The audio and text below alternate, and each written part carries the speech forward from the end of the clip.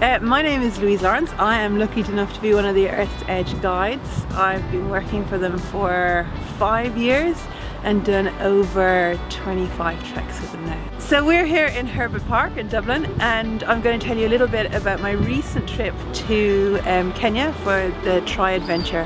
Highly recommended trip. It's 4 days on the mountains, 2 days cycling and 1 day rafting. So on the first day we come up and we sleep at the gate.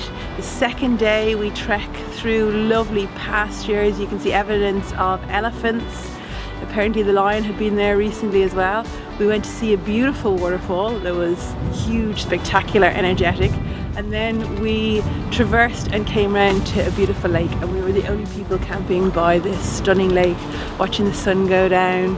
Scared to go to the bathroom in the middle of the night because there have been lions there recently.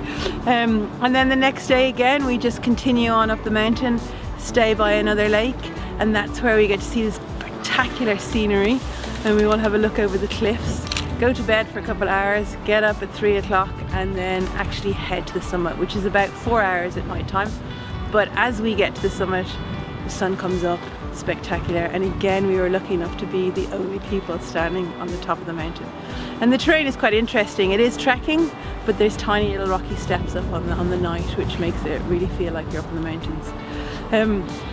And then a good long walk out, camp, get up early, 2 hours off the mountain, and then we hop on our bikes for 4 hours, 40 odd kilometers, dirt roads, through farms. You get to see all the flowers that they're cultivating to sell, loads of the villagers. It's fantastic. And then we stopped at the gate to what they call a conservancy, which is a wildlife park. So we loaded up the bikes in the trailer, we hopped into the bus because you can't walk through the park, and we drove to our campsite, and we saw elephants, we saw zebra, wildebeest, so that was all very exciting. And when we thought we were going to our campsite, we thought we were going to a cornered off campsite, but what we do is we arrive beside the river, and it is a campsite, and then it has water, it has a fire pit, it has toilets, but there are no fences. So as we arrived, we herded the elephants out of our campsite, we put up our tents, had a cup of tea, and then headed out in the bus again for a lovely look at more animals, baboons, who was out and about at this time of night. Again, more elephants, etc. It was fantastic.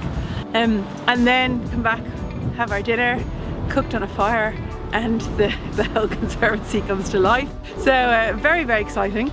And then the next morning again we went out in the bus and we saw a lion this time, we saw rhino. We actually walked along the river with one of the park rangers and tried to find the hippos, and then we went to and actually visited some of the rhino. So by the time we actually got back on our bikes, we nearly had a full day done. It was only 10 o'clock in the morning. Brilliant. Cycled for another 40 kilometers, finished up and headed back to our lovely luxurious campsite. Had beautiful dinner and got up the next morning to our day of rafting. There was 6 or 8 of us in a raft. It was very manageable.